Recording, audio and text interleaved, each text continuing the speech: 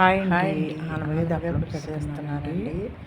ఆనపకాయ ఒక ఇది చిన్న ఒక చిన్న కాయ కాయ అండి అండి ఇది. ఇది. బాగా పెద్దది కాదండి, సమానంగా ఉంది, మీడియం చెక్కేసుకునండి సైజు ఉంది. శుభ్రంగా 2, 3 సార్లు అది కడిగేసుకోవాలండి. చెక్కేసుకునండి శుభ్రంగా 2, 3 వేసేసుకుని సార్లు పాన్లో కడిగేసుకోవాలండి. కడిగేసుకుని ఉడకబెట్టుకుంటే నేను పాన్లో పెడుతున్నానండి. ఒక ఉల్లిపాయ వేసానండి, ఒక ఉల్లిపాయ, 4 పచ్చిమిరపకాయలు, ఒక చిన్న 2 టమాటాలు వేసాను. వేసి పసుపు కారం వేసేసుకునండి ఒక 2, 3 విజిల్ వేయించుకోవాలి. అనపకాయ కాబట్టి గమ్మునే ఉడికిపోతుందండి. వేసవకాలంలో కూరలండి ఇవే అండి. చింతపండు చిన్న సైజు నిమ్మకాయ సైజు అంతంగా చింతపండు వేసానండి. ఎక్కువ పులుపు పట్టదండి, అనపకాయ పులుసు కదండి. టమాటా వేసాను కాబట్టి తక్కువగా పడుతుందండి పులుపు.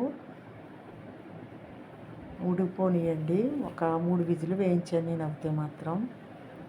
ముక్కలు ఉడికిపోయాయండి. అలా నేను కావాలంటే మీరు పప్పు గుత్తితో కూడా మెత్తగా చేసుకోవచ్చండి. నేను ముక్కలు అలా ఉంటే బాగుంటాయి కదండి, నేను అలా ఉంచేస్తానండి.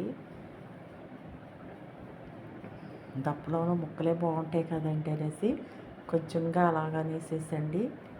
ఇప్పుడు చింతపండు పులుపు వేసుకోవాలండి కొంచెం. అది నేను నానబెట్టాను కదండి, అది వేసేసుకోవాలి. ఎక్కువ పులుసు వేసుకోకూడదండి, పలసగా ఉంటే బాగోదండి. సమానంగా వేసుకోవాలి. ఎక్కువ పలసగా ఉన్నా బాగోదు, బాగా చిక్కదనంగా ఉన్నా బాగోదండి. సమానంగా మీడియంగా ఉండాలి. మీడియంగా ఉంటే బాగుంటుందండి. కరివేపాకు, కొంచెం బెల్లం వేసుకోవాలండి. మీకు తీపి ఎక్కువగా కావాలంటే ఎక్కువ వేసుకోవచ్చండి. ఎక్కువ వేసుకున్నా తీపి బాగుంటుందండి. బెల్లం ఎక్కువ వేసుకోవచ్చండి, చాలా బాగుంటుందండి బెల్లం. తీపి ఎక్కువ ఇష్టపడేవాళ్ళు ఎక్కువ వేసుకోవచ్చండి. తక్కువగా ఇష్టం ఉండదు కదండి కొంచెం మందికి, తక్కువ వేసుకోవచ్చండి. నేను ఆ బెల్లం వేసానండి. వేసి బాగా మరగనివ్వాలండి. ఒక 10 నిమిషాలు మరగనివ్వాలి. నేను సాల్ట్ సరిపోలేదని మళ్ళీ వేసాను. వేసి బాగా మరగనివ్వాలండి. ఒక 10 నిమిషాలలా మరగనివ్వాలి. ఈ పులుపు అది బాగా మరిగితే బాగుంటుందండి.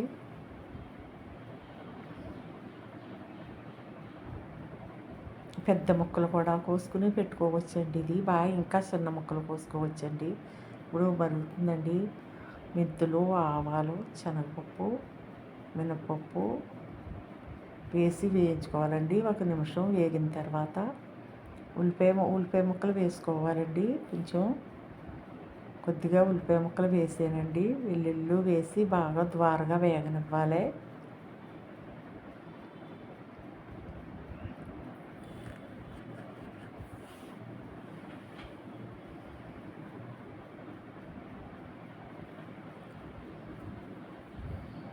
ఉల్లిపాయలు ఇవి కూడా ద్వారగా వేగనివ్వాలండి. వెల్లుల్లి, ఉల్లిపాయలను, ఉల్లిపాయ ముక్కలు వేసుకుంటే ఆనపకాయ పులుసులో, గుమ్మడికాయ పులుసులో, దప్పలంలోనండి ఉల్లిపాయ ముక్కలు వేసుకుంటే బాగుంటుందండి.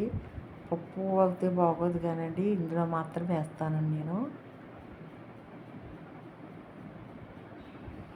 పప్పులు వేగిపోనియండి. చూడండి, పప్పులు అలా వేగాయండి. ఇవి వేగిపోయాక ఎండుమిర్చి, కరివేపాకు వేసుకోవాలి. జీలకర్ర వేయాలండి. నేను జీలకర్ర వేసాను, ఒక 1/2 స్పూన్కి వేసాను.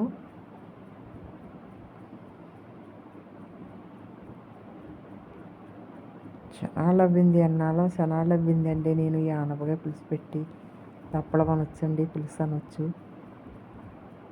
చాలా రోజులు అవ్విందండి ఇది నేను పెట్టి. మళ్ళీ వేసవకాలం అని ఇప్పుడు పెడుతున్నానండి. పప్పులు వేసుకోవచ్చండి, కుర్మా వండుకోవచ్చండి. కరివేపాకు వేసి ద్వారగా వేగాక అంతే అండి.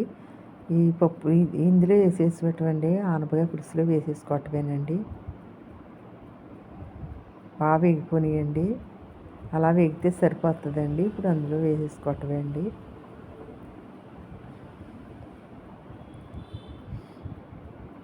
మరుగుతుంది కదండి, ఇప్పుడు వేసేసుకుని ఒక 2 నిమిషాలు మరిగితే సరిపోతుందండి. ఇంకా ఈ తాలింపులు మరిగితే అందులో వేసుకుని మరిగితే 2 నిమిషాలు బాగుంటాయండి. తాలింపులు రసం అంతా అందులో దిగి ఇంకా బాగుంటుందండి పులుసు.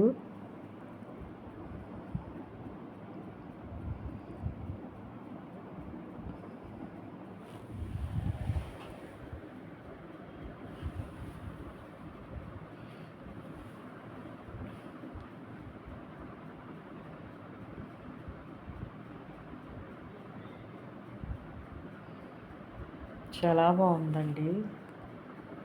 ఆనపకాయ పులుసు పప్పు చేసుకోవచ్చండి.